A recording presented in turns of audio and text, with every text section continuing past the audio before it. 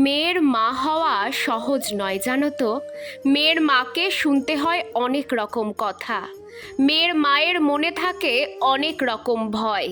তারপরেও মেয়ে বড় হয়ে গেলে মায়ের বেস্ট ফ্রেন্ড হয়ে ওঠে তার মেয়ে। আর আজকে আমি আমার বেস্ট ফ্রেন্ডকে নিয়ে অনেক দিন পর বাইরে বেরোচ্ছি। আর ঋষি তো তার জেম্মাকে কিছুতেই একা ছাড়বে না, তাই ও আমাদের সাথে যাচ্ছে। বিকেল 5টা বাজে, তাও কি রোদ দেখো। সূর্যি মামার তেজ কিছুতেই কমছে না।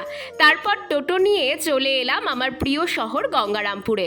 মার্কেটে ঢুকেই দাঁড়িয়ে গেলাম এই দোকানটাতে। চোখ যেন আটকে গেল এই রাধাকৃষ্ণের ছবিটাতে, কি সুন্দর দেখো। তারপর চলে গেছিলাম আমাদের গঙ্গারামপুরের বিখ্যাত সোনার দোকান মুন্দ্রাতে। অনেক দিন ধরেই একটা কানের খুঁজছিলাম, কিন্তু কোথাও ঠিকঠাক পাচ্ছিলাম না। অবশেষে আজকে পেলাম।